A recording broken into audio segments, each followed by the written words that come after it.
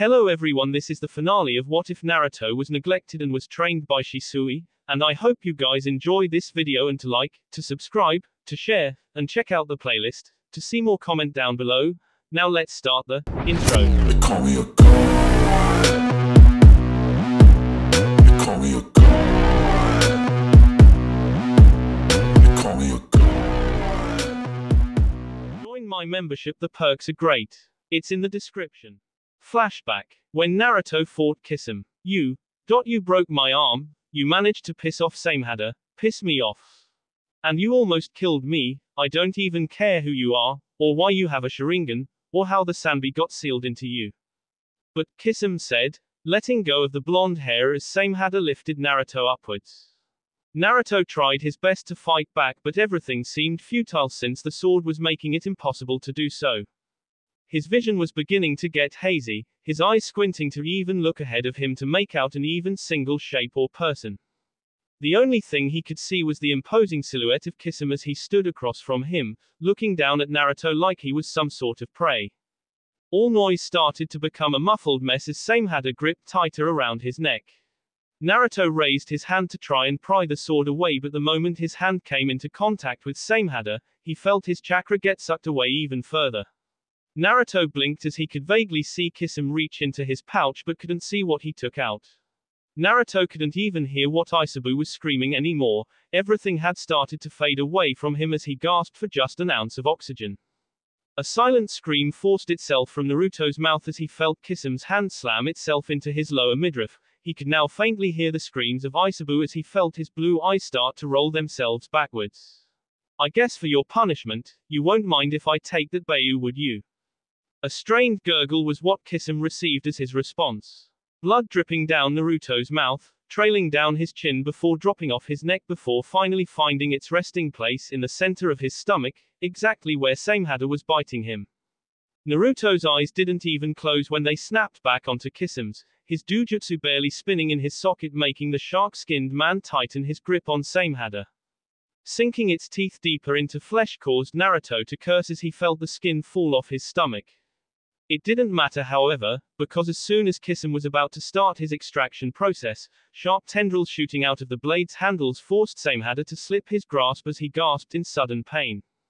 Kisame was about to voice his annoyance as his eyes automatically snapped back towards Naruto, only for his pupils to dilate themselves as he looked at the now empty spot in front of him.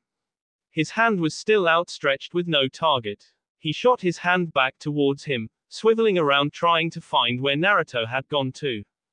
Turning around, it didn't take him long to notice that he was no longer in the same cave that he was not even 30 seconds ago. The perfectly cut stone walls were nowhere to be seen, replaced with a smooth white film that stretched itself over to the ceiling. It looked puffy, like he was looking at a cloud that had lost its place in the sky. Kisame was beyond confused, his hand leaking blood from his spat with Samehada staining the pristine white canvas beneath him. Brat, what the hell is this? He yelled, bending down to pick up Samehada only for the same thing to happen to him. Cursing, he dropped the sentient sword back to the floor. What the hell is happening? Taking another look around, he tried to sense any chakra signatures. He couldn't walk very far, quickly figuring out no matter what direction he would leave in, it would start to loop him back to the center of the room where Samehada lay whimpering. A genjutsu. But that's impossible, because of Samehada. He makes you immune to genjutsu. Turning to his left, he scowled, looking deeply into the eyes of the blonde boy who had just finished his sentence, and more creepily, read his thoughts. Kisame dropped his defensive stance and stood at his impressive height, towering over the blonde. The Akatsuki member was no fool, he knew when he was at a clear disadvantage. Especially with Samehada being so uncooperative at the moment. Kisame knew that right now, Naruto was calling the shots. Naruto just grinned, enjoying the look on Kisame's face more than he probably should. Naruto ignored Isabu's words of congratulations as he crossed his arms, letting his Sharingan size the man up. Not particularly liking the silence from the boy, Kisame began to grow annoyed. Even if he was at a disadvantage, he still had his pride, damn it. Channeling his chakra into his fist, he tried to form a blade of water and slashed it across Naruto's throat before the blonde could even react. What the? Please, did you really think I would allow you to use chakra while trapped in here? Kisam's mouth fell agape as he looked at his jutsu-less hand, not even feeling chakra flowing through his body. His hand didn't even make it to Naruto, stopping just a few inches away from his throat, blocked by what looked like an invisible barrier. This must be so weird for you, Kisam. Naruto said, pushing Kisam's hand away playfully with his own. This is the first time you've been put under a genjutsu, isn't it? How are you feeling so far? He taunted ruthlessly. Kisam stumbled back, his shock dissipating as he felt a chill go up his spine, and he wasn't sure if it was because of the blonde in front of him, or his own unease at being trapped in a genjutsu. Can't it be both? Feeling his heart start to beat quicker, Kisam scowled, shooting a death glare towards the blonde. Okid brat, what the hell is this? You can read my mind now. And what's this shit supposed to do? I already told you, you're in a genjutsu. But don't worry, I completely get it. Naruto turned his head, putting a hand in his pocket as he shifted in his spot. Since it's your first time, you must be nervous. Don't worry, I'll walk you through it. Shut the hell up. Yelling, he cut the blonde off. Feeling his pride take a major hit, he lunged forward, trying to wrap his hands around the blonde's neck. But like before, they stopped before they could reach Naruto. The blonde didn't even blink, looking between Kisam and his hands with a provoking smile. To answer your question, and many others, the reason why genjutsu doesn't work on you is because of samehada. That sword can just break you out of it if he senses one being placed on you, right? Kisam didn't respond, so Naruto continued. As you're aware, I have a special bloodline, being able to use blood-style jutsus. I merely coughed up some blood infused with my chakra, and a little bit of Isabu's own, and forced samehada to eat it. Putting even your sword under a genjutsu. Then all I had to do was look you in the eye and the rest is history. Samehada in a genjutsu. That's impossible. How so? Naruto asked, his head tilting to the side in genuine curiosity. Samehada, while a sword, is still a living and breathing creature with its own chakra network. He doesn't have eyes, so most people would have trouble putting him under one, but by using my blood I invaded his network myself. I have to say I am quite proud of my accomplishment. Kisam growled, understanding the situation almost completely now as he took a step back from the blonde. His blood boiling as he saw the grin form on the boy's damned face. Fine, then why are you doing this? If you wanted to kill me, then you would have done so already. Naruto smiled like a fool, the edges of his mouth reaching close to his eyes as he looked over his enemy, and soon, an accomplice. I wanted to offer you a proposition. A chance to leave the Akatsuki and come join me in my cause. Figuring it would be best to be direct, Naruto stated the truth. Smiling as he did, so that if Kisam wasn't a trained shinobi used to the unknown, he would have been completely thrown through a hoop of confusion. But he was still alive, which meant that whatever Naruto needed from him, Kisam needed to stay alive. Oh, and what makes you think I would do anything of the sort? I admit you're pretty ballsy and I underestimated you. But that isn't enough to betray the group I work with for whatever reason. Of course, Kisam had no intention of following up on the kid's offer. Even if he could read his thoughts, it didn't mean jack shit. He could see that Naruto just received the answer from the frown that replaced his one eager grin. Naruto shrugged, I see. Well, it was worth a shot, right? Naruto sighed, shaking his head as he shut his eyes before reaching into the pouch at his side. Kisam instantly tensed his body at the blonde's movement, subtly shifting his stance in case of an attack, and he had to stop the urge to grab samehada since the sword wasn't on his back anymore. Kisam only grew more confused when Naruto didn't pull out a weapon, but instead placed a small urn in his hand, showing it off to Kisam like it was some sort of trophy. What are you? Kisam started to speak, but stopped himself as Naruto grabbed his hand and placed the urn into his blue palm, closing his fingers around it and making sure it was secure. This is a gift from me to you. A sign of our partnership if you agree to help me.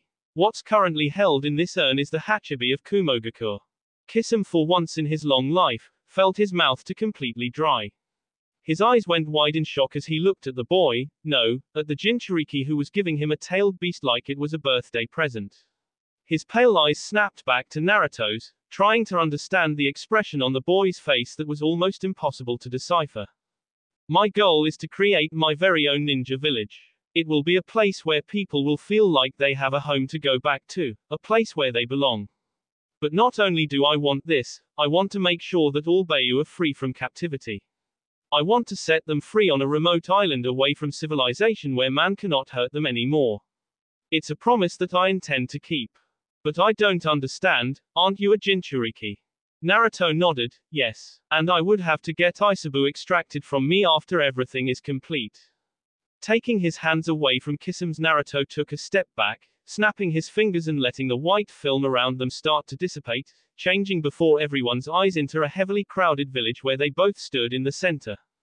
Kisam watched with interest as kids ran around him, paying him no mind as they laughed and giggled together, using small academy-level jutsus to try and put more distance between them. Turning around, he could see several shinobi dressed in black and green, adorning Chunin Guard with their village symbol wrapped proudly around their forehead, a symbol that looked exactly like a never-ending spiral.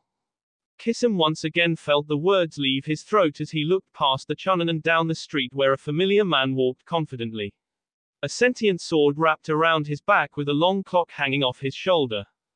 Is that me? It is, Naruto replied, taking small steps around Kisam until they were next to each other. Both watched the scene with varying emotions. If you agree to my plan, then you would be named Cage of this new village. You could rule it any way you want as long as you were fair to the residents and shinobi alike. It's a dream I know you wanted, when you lived back in Kirigakure. Naruto prodded, side-eyeing Kisam with his Sharingan, masking his smile as he watched the man fall deeper and deeper into his genjutsu. How does that dream sound, Kisam?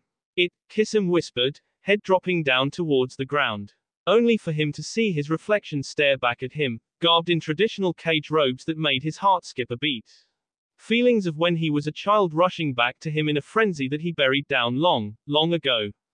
He pursed his lips, the feeling growing by the second before overtaking him completely.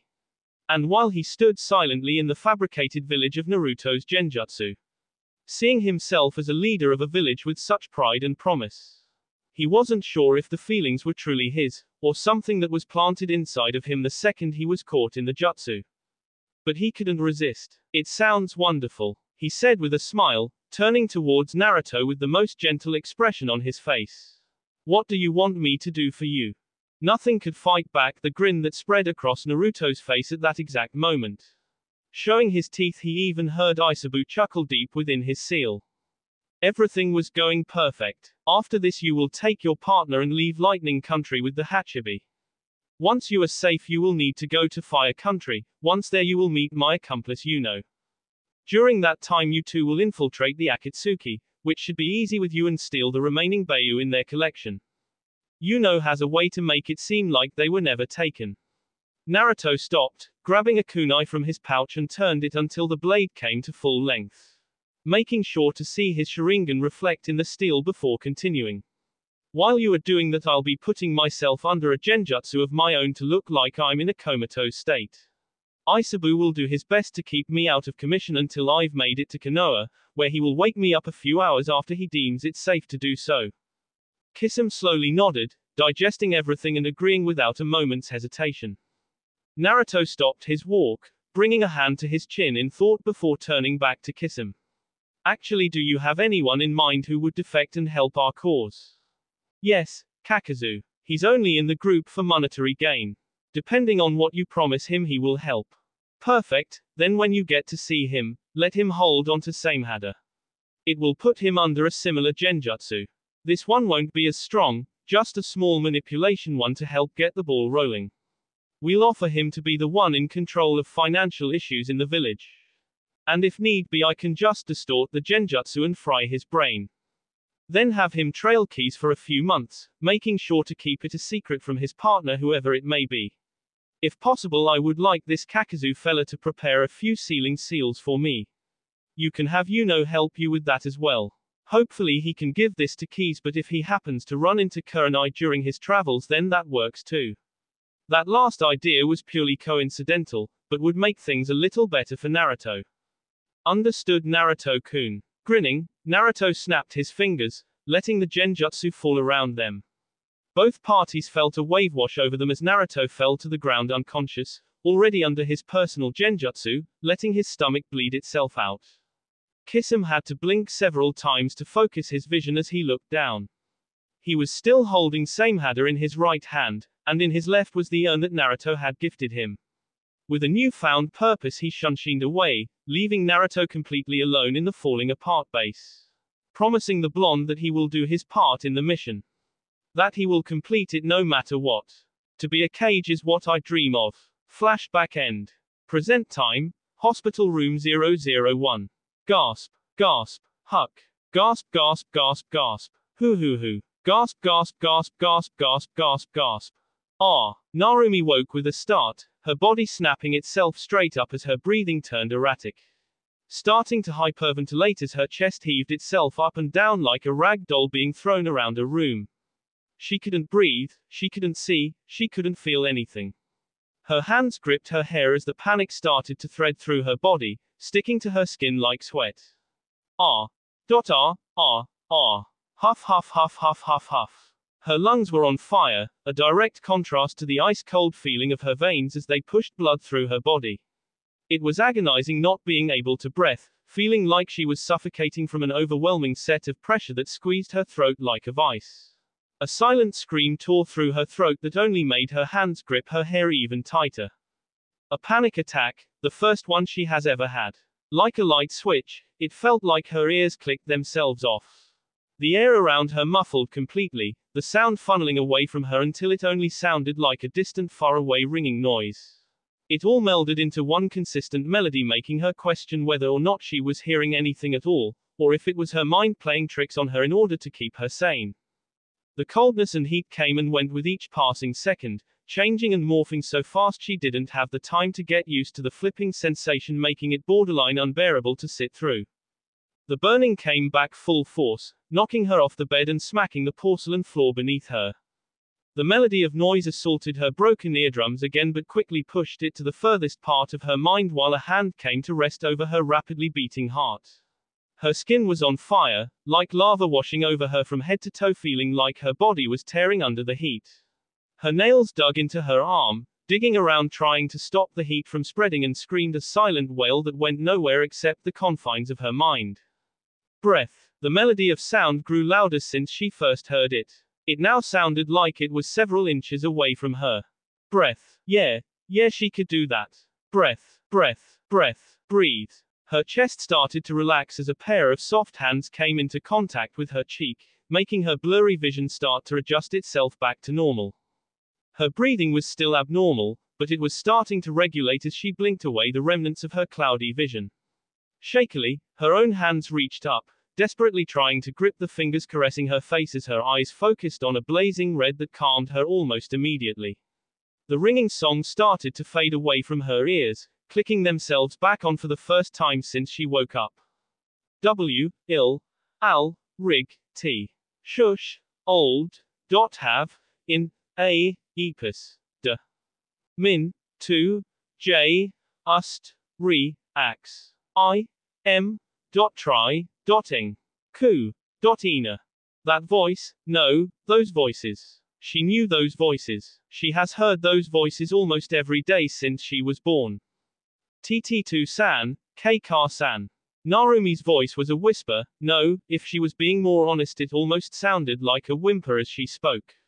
The first words she had said since she fell out of bed, literally. Her voice was hoarse, bleeding with exhaustion and weakness as it tore her throat up just to say those simple words. She heard the voices again. The words spoken to her were much easier to hear than the first time. Breath. Just focus on breathing, Narumi. KK Kure. Nai. The mere sound of the Junan's name dancing across her lips was powerful enough for her vision to readjust herself. Her blue eyes locked onto the sanguine red of the raven-haired beauty. Narumi's grip on the Junan's hand tightened considerably after meeting her eyes. Feeling how soft her hands felt against her skin, she felt her own breathing start to regulate itself. Yeah, Narumi, I'm right here. K. Kurenai. Narumi leaned forward, her head bobbing back and forth until it made contact with soft mounds that felt foreign to Narumi. Not knowing what the sensation was, she should have been a little more cautious. But she didn't care. It was Kurenai. She leaned into the mounds, feeling particularly safe in the small spaces. She clung to Kurenai's fingers like a lifeline. Afraid that if she were to let go, then the Genjutsu mistress would disappear altogether. Taking in a small breath, she was able to completely calm her heavy breathing and return it to normal. She could now hear the faint murmur of people whispering in the room. But the most important thing was she could now feel the touch of Kurenai's hands on her face, and she immediately felt her face flush. Gripping her fingers tighter, her eyes closed for the first time, blinking away dried up tears of pain that soaked her eyes before she felt a soft hand come down to rest on her shoulder. She tenses at the contact at first, head still resting on Kurenai. She turned to look at the culprit, only to sigh in relief as a small sad smile lit up her face, staring into the blue eyes she inherited. Hey to-san. Oh Narumi. Minato whispered, tears falling down his own cheeks as he fell to his knees. It was strange, Narumi thought to herself. She doesn't recall ever seeing her dad outright cry before. The only time she had seen it was when she caught him in his bedroom, a few days after Naruto had defected from the village with Kushina fast asleep next to him, making her wonder if he had waited until she was asleep to let it out. She saw it then, but those tears were ones of painful memories. The liquid that was once laced with regret was now looking at her with relief. Happiness shining in his irises that it made her blink a couple times in confusion. Hearing another voice, she turned to her left, only to see her beautiful mother also leaning on the floor beside her, holding her arm like it was some delicate flower that would break at any moment. She was crying more heavily than Minato was, but she seemed more composed despite the cascade of tears falling down her face. Ka-san. What's wrong? To-san. Looking between her parents, she finally decided to look up, her face flushing as she stared into ruby eyes that gazed at her with worry.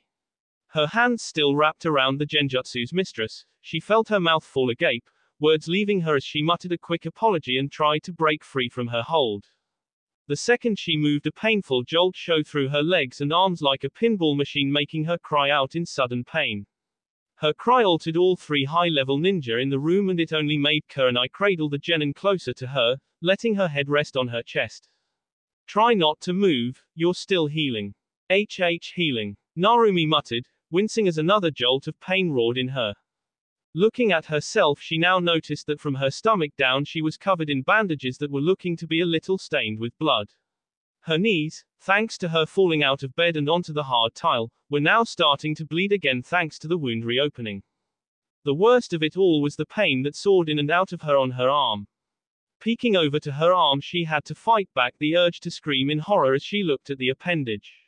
Thanks to her panic attack earlier, she has started to dig her nails into the bandages, scraping her skin and removing the protective layer before fresh blood stains her fingers and the floor beneath her.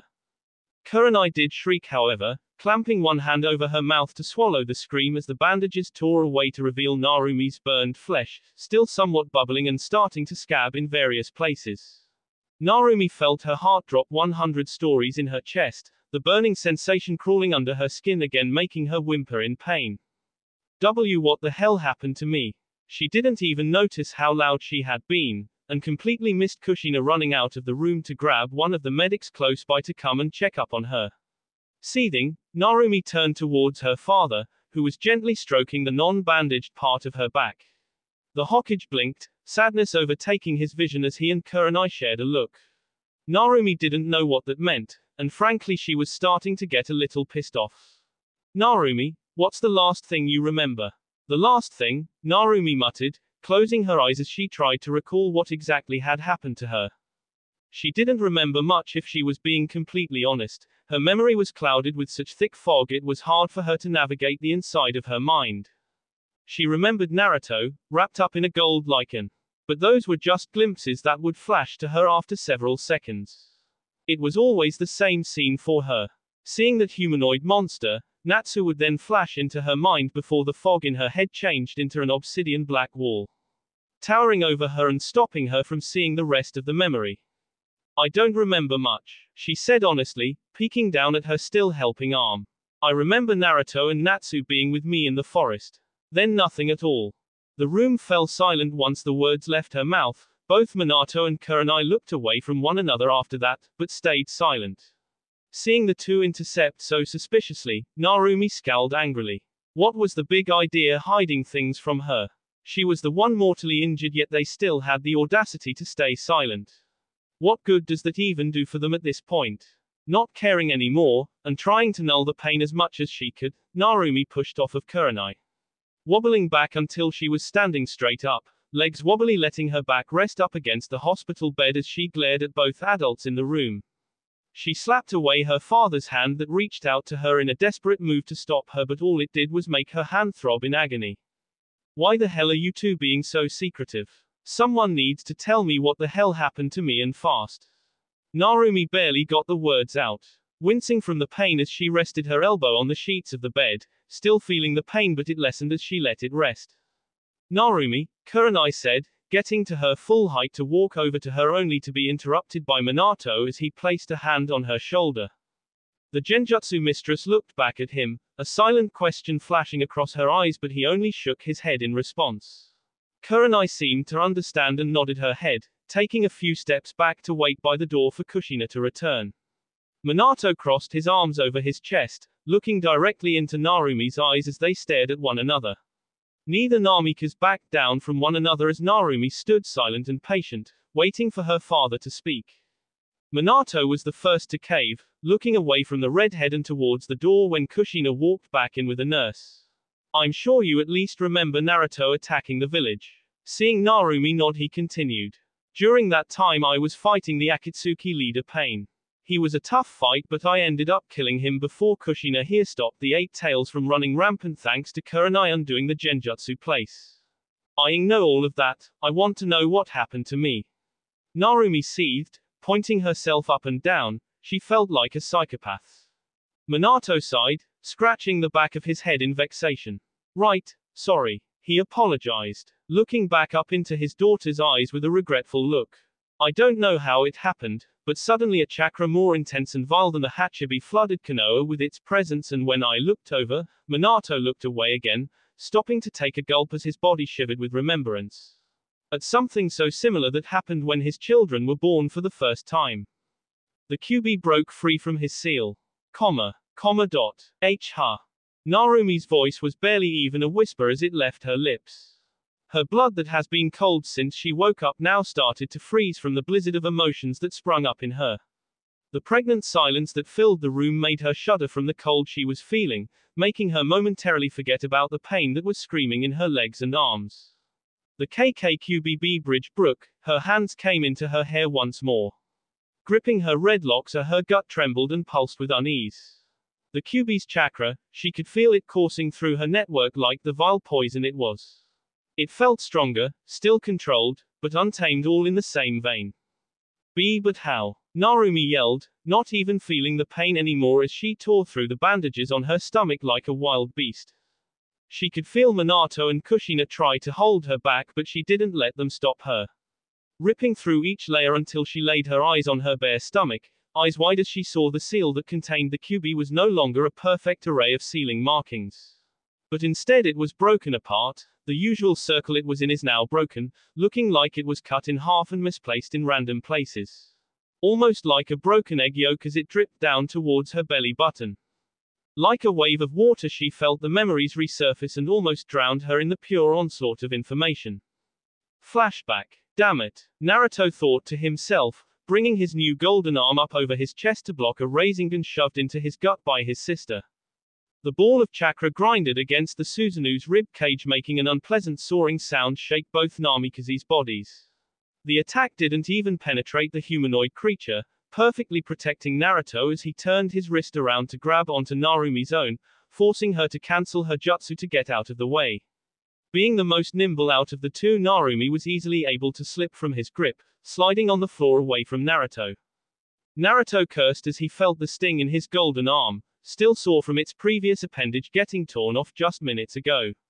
He had to blink several times, feeling his Mangekyo Sharingan burning in his eye sockets as he tried to keep his Dojutsu active. He talked a big game earlier, but fighting both Narumi and Natsu was taking a major toll on his body. Narumi was quick, faster than Natsu, and with her four-tailed chakra cloak she was almost invisible to the naked eye, and if he didn't have both Sharingan she would have been hard to track. And not only was she hard to see, but she was nimble, being able to bend in and out of his attacks with such elegance and ease that he was dispelling more chakra to maintain his Susanu's shape than he would have wanted. He fought back the urge to curse, wincing as a chakra-enhanced leg smacked across the skeletal humanoid creature around him. The ribs bending with Narumi's leg making it shatter as she kicked him across the stomach. Feeling a rib of his own break under her foot, he let his eyes widen in pain. Coughing up a significant amount of blood, he started to channel more chakra into his jutsu, making the ribs firm around his sister's leg, trapping her appendage with him. Using the blood he had coughed up, created a torrent of the sanguine liquid, slashing Narumi across the waist. But before the attack could make contact, Narumi vanished. Natsu, having prepared a substitution jutsu on his sister, switched places with her and easily dodged the attack. The skin around his eyes still flowing orange from his sage mode, breathed out a large fireball directly in front of Naruto.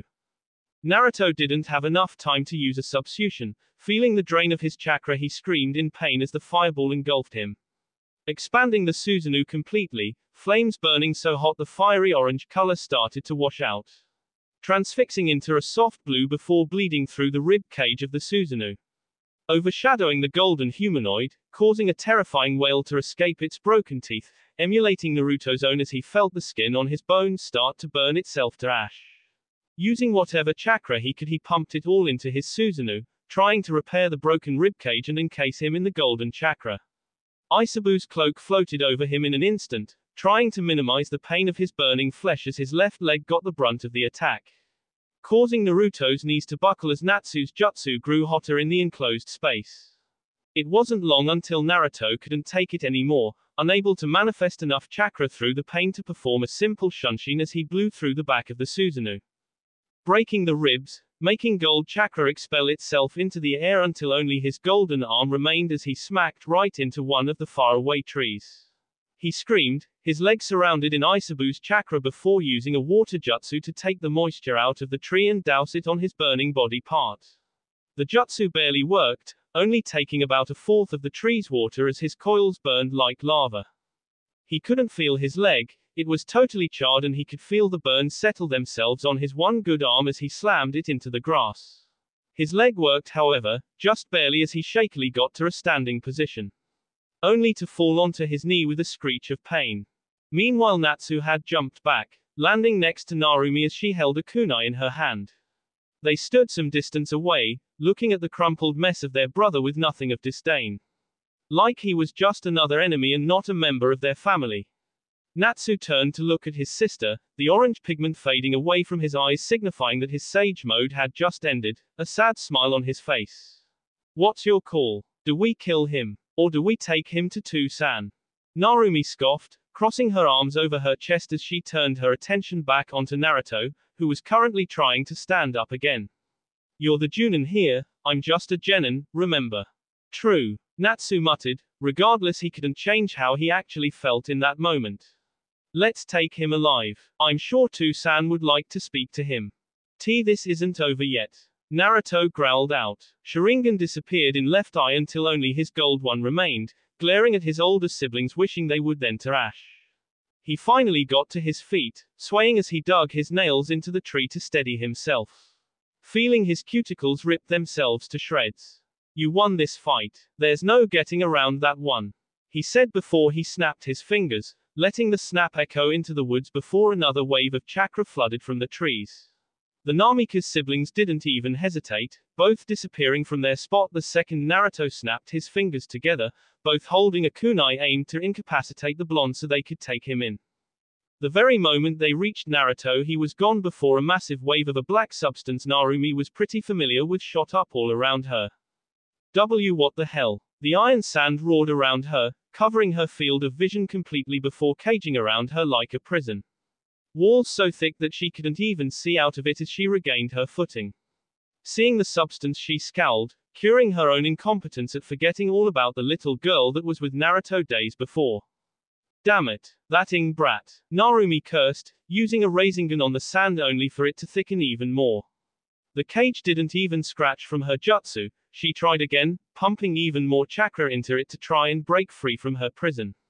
Looking behind her, she could see the forest, but whenever she tried to jump over the wall or run around it, the sand would follow her, stopping her in her progress no matter how high or fast she was. Natsu, on the other hand, looked up in shock at seeing his sister disappear before his eyes, locked behind a wall of black chakra he had never seen before as he heard his sister's apparent struggle. Looking back to where Naruto was, he felt his eyes widen as he stared into the familiar white eyes of an Akatsuki member that should be dead. Kisame stood tall, same hada gripped in his hand as he grinned at Natsu, enjoying how shocked he looked as he swung his sentient sword towards Natsu. Dodging the swing, he pushed his shock to the back of his mind for now, using a quick shunshin to repair to Kisame's left. Only for an arm to reach out to grab his leg and yank Natsu back. Spinning, he looked into the furious eyes of Naruto, his burned leg shaking uncontrollably that he could see that not even a centimeter of skin had made it through. He felt Naruto's nails dig themselves into the flesh of his leg. His body froze at the contact, his eyes growing wide as he felt large teeth sink themselves into his side. A gasp of pain left his mouth as Same had a bit down on his stomach, snarling as he did so as he watched ceiling arrays spread across his body. Gliding across his body like an infectious disease until it centered around his stomach. Scowling, he tried to channel his chakra but found himself unable to do so as he screamed in pain, his coils growing hot as it seared his chakra network. Even the Kyuubi's chakra was staying hidden within his seal. What the hell are yo ahhhhh? He yelled again, feeling dozens on the kunai in his pouch piece through the fabric before embedding themselves in his legs. He screamed again, blood pooling around him as his back fell against the grass, a hazy look shadowing his eyes as his body burned hot with pain. Keikis, keep him down. Naruto muttered, as the young girl landed beside him with her arms outstretched towards Natsu, with her other controlled the third Kazekage who was busy maintaining the barrier around Narumi. The young girl nodded as she watched Naruto take a shaky step forward. His burnt leg dragged itself against the ground, leaving a snail's trail behind him. Kis felt her blood turn cold as she stared horrified at the state her surrogate brother was in. But Nani, you can't walk, don't move. I said keep him down. Naruto yelled, effectively cutting off Kis, causing her to flinch back in surprise. She hesitantly nodded, slightly scared, but she did what she was told. Natsu grunted on the ground, trying to move as best he could, but the pain in his legs were making it almost impossible to do so. Digging his nails into the grass, he tried to crawl away, but they were kicked down, causing him to whine out again. He looked up, coming eye to eye with Naruto as his blonde brother looked down at him, annoyance and pain puncturing in his eyes. Naruto, feeling the rest of his chakra start to fade away from his body as his golden Sharingan reverts back to his normal iris. Natsu tried to channel his chakra again but found it impossible to do so. His coils felt like they were scalded closed thanks to this unknown seal that now seeped into his body. The sealing arrays turned invisible until only one large one remained on his stomach. You guys really ruined my plan, Naruto said, spitting blood from mouth as he fell to his knees right beside Natsu. If Narumi wasn't here, this whole thing would have gone perfectly. Naruto tore away the shirt Natsu was wearing and threw the fabric behind him. Natsu tried to struggle but he was pushed down by Naruto's own. Natsu couldn't hear much of anything anymore, only a high-pitched ringing sound echoed in his head as he tried his best to make his limbs mobile again. His vision had started to blur as the pain in his legs grew to an astronomical level. He couldn't hear voice anymore, he could barely make out the sight of Naruto and the Kis girl standing above him. Kisame was nowhere to be seen, but a glance down would tell him that Samehada was stabbed in his legs. He could feel the sentient sword taking large bites from his flesh, but it was nothing compared to the burning feeling radiating from his chest at this very moment. Then, a scream tore past Natsu's throat. His eyes grew as wise as saucers as Naruto's nails dig into the skin on his stomach. The sealing arrays traveled upwards until they disappeared into thin air. His vision went totally blank now, only seeing flashes of light on pitch blackness as his body started to spasm due to the feeling. The last thing that Natsu saw before passed out was an urn. Damn it, let me out, Narumi yelled as a Kyuubi-enhanced fist punched the wall of iron sand blocking her way. Scowling, she punched again, making a small dent into the sand, but it would reform faster than she expected and would look brand new after just a second. Even the Kyuubi's chakra in her four-tailed state could barely do anything to it. She could hear bits and pieces of people talking outside but couldn't make out exactly what they were saying. It all sounded like a jumbled mess of whispers, and the iron sand was even doing a wonderful job at concealing her own chakra in this cube. The sand seemed to grow thicker in response to her hits, turning an even darker shade of black that she could almost see her reflection in the small particles. This was new for the Namika's daughter. She was used to the Kyuubi's chakra being her number one truly card. It had failed her in the past against Naruto, but she made it a point to only use it in serious circumstances. And this was pretty serious. Channeling her chakra, she formed a Rasengan and went ahead and smashed into the wall with a yell, the spinning ball chakra spiraling red like a whirlpool as it grew closer to the cage. But before the jutsu made contact, the red chakra disappeared around the Rasengan, leaving it in its original blue state as the Kyuubi's chakra started to leave her body, receding back into her seal, leaving Narumi gaping in shock as he jutsu lost its momentum. The Rasengan shrinks in size to that of a baseball before disappearing completely against the sand. Narumi stood in shock, looking at her hands as the last bits of red chakra faded from her body. She had to grunt in discomfort as the seal on her stomach tightened, feeling like a vice against her belly as she seethed, cursing at the fox as she did so. What the hell? She yelled, balling her fists together tightly. Kyuubi, what happened to your chakra? No answer. Hey furball, I'm talking to you here. Silence. Then, a scream. Narumi's ears perked up immediately at the sound.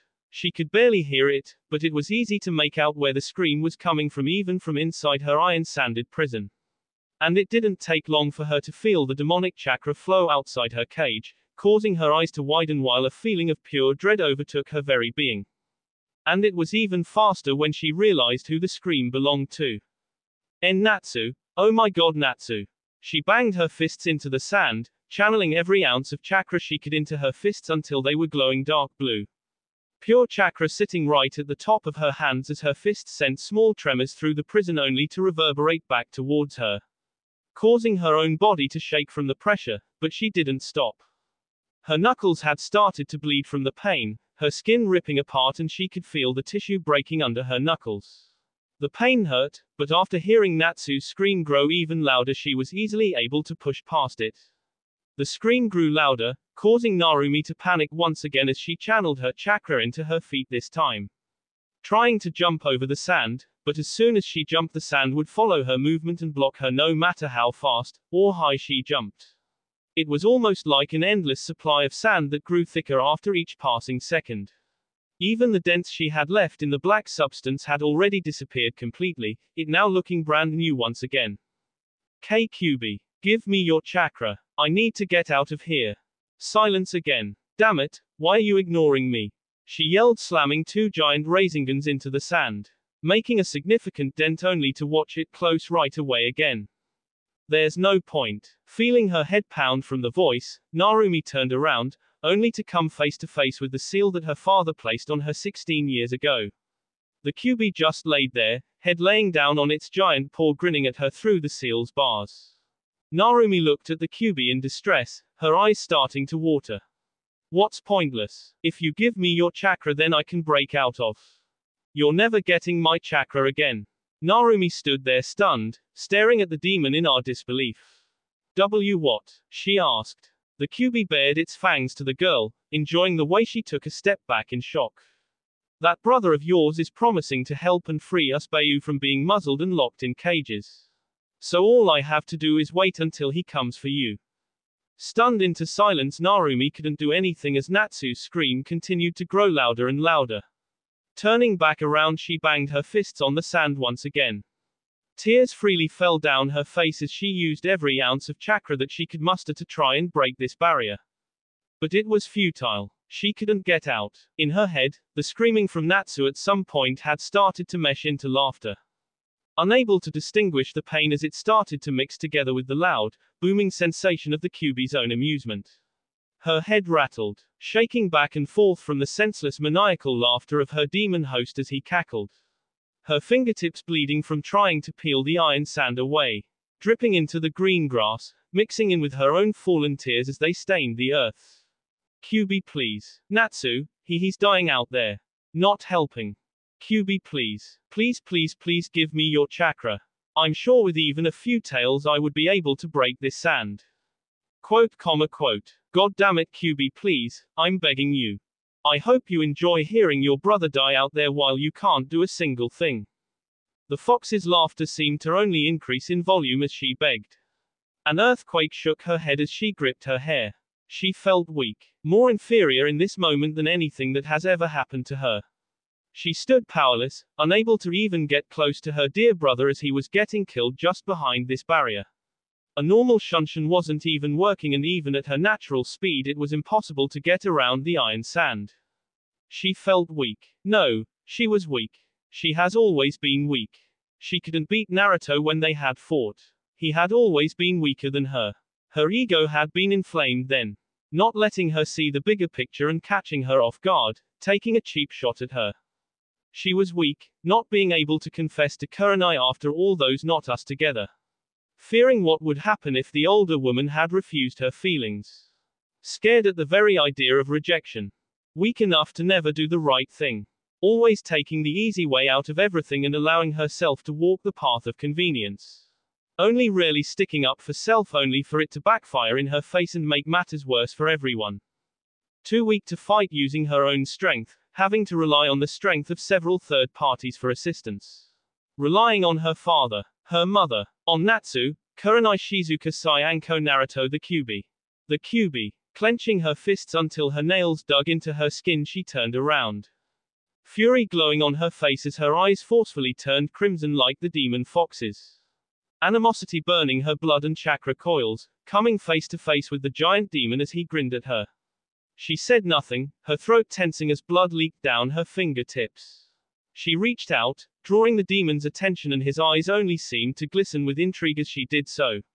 His grin widening to show off his impressive canines as he leaned towards the gate. Eyes leering at her, outstretched like a hunter stalking its prey. "And what do you intend to do, girl?" He taunted, but Narumi didn't care anymore. She didn't know what she intended to do. She didn't even know what to do anymore. She was angry, frustrated at everything happening around her. The tip of her fingers twitched, grabbing something with methodical practice that only seemed to make the Kyuubi happier. She locked eyes with the demon, not an ounce of fear to be seen. "I don't intend to do anything. I want you to do it for me. I'm done borrowing power from other people," she said quietly, pulling back and ripping the seal off of the cage in one swift motion. It didn't take long for the gates to swing open with uncontainable fury, picking up enough wind to shake the water beneath Narumi's feet, causing her to sway back and forth. But she didn't move from her spot, letting the wind leave scars over her body as the vile, red menacing chakra from the Kyuubi swirled around her, burning her flesh, but she didn't care. All she cared about at that moment was one thing. And as she felt the chakra take over her, breaking down the iron sand barrier around her and collapsing the surviving wildlife that was unlucky to be close by. 9 tails of pure malice formed behind her before everything went black and she had lost consciousness. Flashback end. The Kyuubi. Minato looked away, taking it a little harder than anyone else in the room as he gripped his cage cloak. "Yeah. Thankfully you were just far enough from the village that it didn't sustain any real damage from your transformation. When we had gotten there you were still in the midst of growing."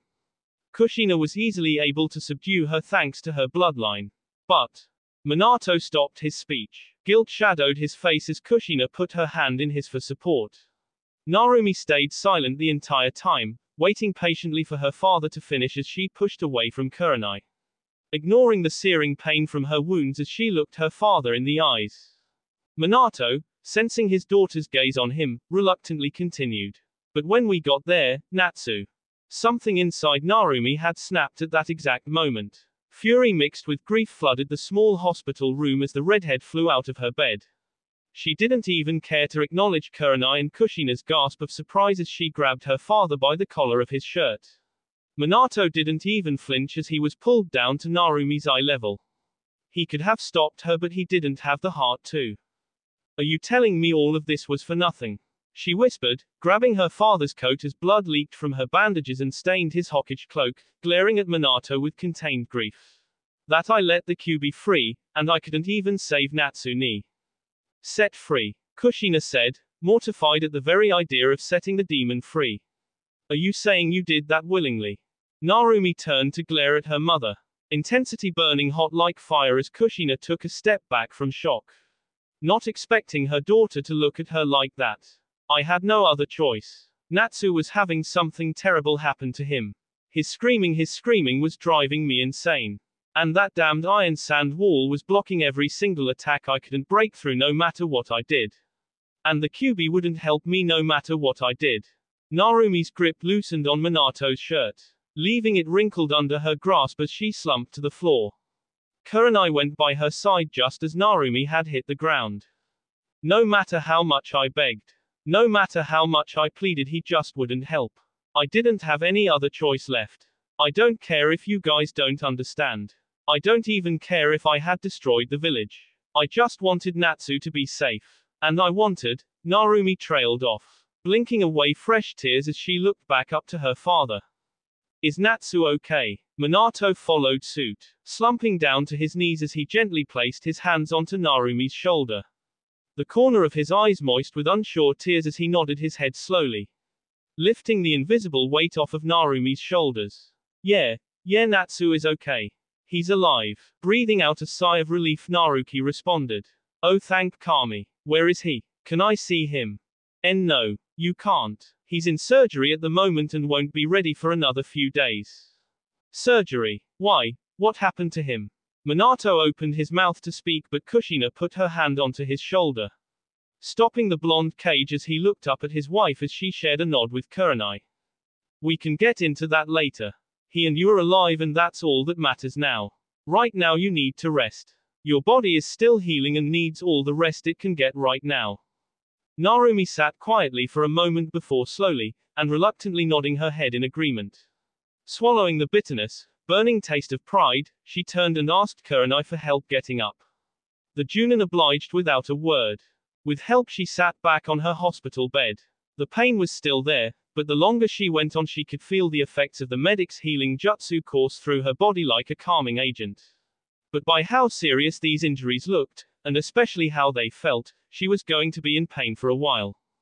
The room entered a long silence after she took a seat. All eyes glanced at one another, bouncing from person to person in apparent melancholic harmony. It was like they were all afraid to say something, to speak about the betrayal that plagued their hearts along with the villages of Konohagakure. It was inevitable, or at least, that's the thought that passed through their heads as they sat in the desolate silence. Minato, not knowing what to do or say, just sighed. He knew something had to be said, but he didn't know if this was the right time. They all needed to heal from the past few days. Some more than others, and despite what he thought about himself, he was no idiot. But as he watched the love of his life comfort his horribly injured daughter, replacing the blood-soaked bandages with fresh ones, he tried to steel his resolve. Narumi must have noticed his hesitance and gave her a look of her own. They stared at one another for a few minutes. Narumi grimaced, and Minato could tell that it wasn't from the pain. It matched his feelings on the matter, and she could tell right away. Kushina and Kurenai exchanged a small glance before peeking back at the two locked in a deadly staring contest. I want to kill him. Narumi broke the silence, gaze never wavered off her father. The father who had given her such a blessed life while destroying another. The inevitable came true, much to everyone's dismay. Kushina stifled a sob, hand covering her mouth as Kurenai looked out towards the window. Not wasting any more time, Narumi continued. I want to kill Naruto. I want to make him pay for what he did to my brother. For what he did to Kurenai, the village, to us. Her eyes were glowing, her own intensity outshining the pain she felt in that moment, as her resolve was clear to anyone who looked at her. It was obvious what she wanted, and at this moment no one would have the power to change her mind even if they wanted to. She slammed her fist into her stomach, ignoring the pain and the cries for her to stop as she spoke with more passion than she had ever had in her life. I promise you to, San. I will make sure to make Naruto pay for his crimes. No matter what I have to do, or who I have to kill. I will never rely on the demon fox's power ever again, so please to, San, teach me everything you know. Minato turned away from her and walked out of the room, stopping right outside the door before taking one last glance back at his daughter. Seeing the resolve shine brighter than anything he had ever seen before made him proud. And despite the circumstances, felt his courage reaffirm himself. The second you are able to walk again, your training will start. Narumi smiled, happy to see that her father still trusted her despite everything that had been happening, and she nodded her head. She bowed her head to her father, the deepest bow she had ever given anyone in her entire life. Thank you. Somewhere else, on top of a hill sat a young teen boy looking over the giant landscape ahead of him. Naruto watched as several men and women below him coordinated together on their building effort. A large bandage wrapped itself around his waist and up to his collarbone. Tied around his now open arm socket with a clump of iron sand sweated on the stump of an arm to black any of the excess bleeding. Naruto had told Keys that the notion was unnecessary, but the young girl was persistent when she wanted to be.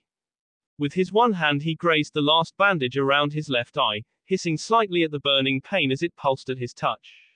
He was told not to touch it since the self-transplant he did to himself did more harm than good to him at the moment. Sasori said that he was lucky he didn't end up going blind and ruining the socket completely. Even if his blood release was sufficient enough, it was still incapable of repairing the nerves to actually fix the problem. Sasori had said more, but Naruto had stopped listening the second he knew that he wasn't in any danger of actually losing the eye itself. Breathing a sigh of relief, Naruto fell back onto the grass beneath him. Inhaling the intoxicating smell of nature, he thanked whatever god was out there for allowing him to enjoy his life nowadays. Construction was following its schedule. They already had several dozens of people cooped up in tents across the landscape just waiting to be given housing. Hunters, including Keys, went out in search of food and they were overstocked to the point that they were in no need to fear for the next few months. Kisum had been a great help, appointing a team of village delegates to help with the more political structure that was already starting to form. I could just die happy.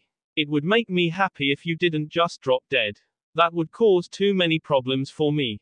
Naruto peeked one eye open, coming face to face with the upside-down image of Yuno looking down at him passively. Naruto smiled, sitting back up as he looked at the taller man. Don't act like you won't miss me. I'm way too much fun. Yuno took a seat next to the blonde, crossing his legs as he looked down at the construction site. More like a pain in my ass. An interesting one at least. Gesturing to the bandages on the blonde, he asked, "How are you feeling?" Naruto shrugged, "Better. My eye still hurts like hell and I can barely feel anything on the left side of my body. Isabu helps with easing the pain, but it isn't as bad as it used to be." Yuno nodded. "That's good to hear."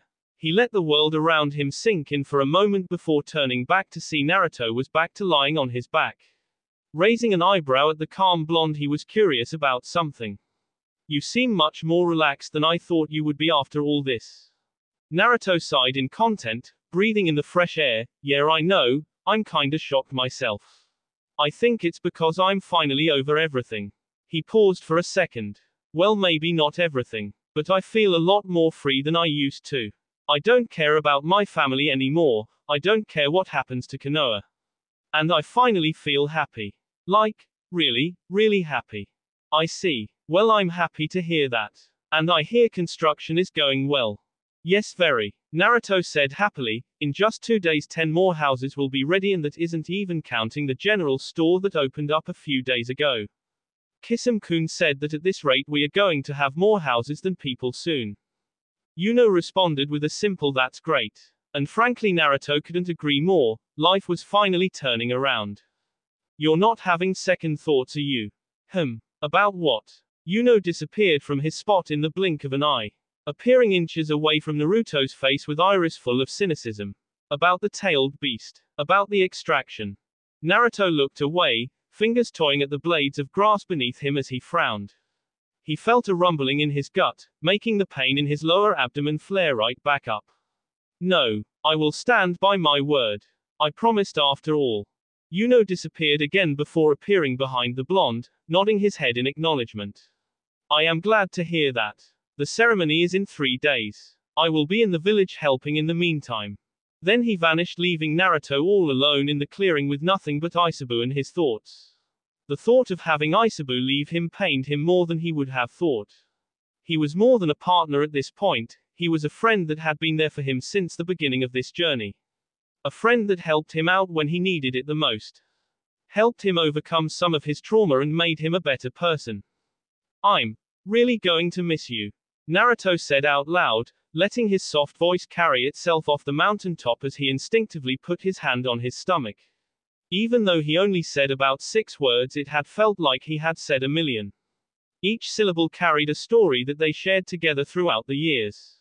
All the way from his childhood to his teenage years, they were precious memories that kept him afloat even in his darkest of times. And now he was finally happy. He let go of all the strife he had built up through the years and manifested it in wanting to be a better person. He lost himself there a few times, his anger and insecurities overtook him completely a couple times, and if a Bosu wasn't there, Naruto wasn't sure if he would have ever recovered. You know I won't be far. The demon's voice was soft. Naruto appreciated the gesture and let a sad smile form on his features. I know, but you've always been here for me. You're just as important to me as Shisui-san is. He laughed quietly to himself, feeling somewhat embarrassed at admitting something so personal. Ironic considering the personal baggage he put on full display for the past few years. Naruto, Bosu said, his own smile on his face as he peered through Naruto's own eyes. They both watched the sunset just past the horizon together, watching as the orange glimmer of light illuminated the housing underneath the mountain pass as dozens of people walked the streets that were still being built. Thank you for keeping your promise. Their last 3 days together went by in a blur. And while Naruto laid down on the open field of the forest, with Yuno and Kasama hovering above him, he still felt a smile grow on his face. Matched by his demon comrade. They both knew that they would still be best friends even after all this was over. Anything they needed for one another, they would drop what they were doing to help without a second thought. It was rare to have such loyalty to another person, or demon in this matter, and while they both didn't know what the future held for either of them, somewhere deep inside of them they knew that as long as they stayed comrades and friends, nothing could ever stop them. As the last bit of chakra faded, Naruto looked at Isabu in his mindscape, a grin on his face as he extended his fist out, offering it to the demon whose eyes crinkled with amusement, and with a deep laugh Isabu did the same, tapping their fists together for the final time.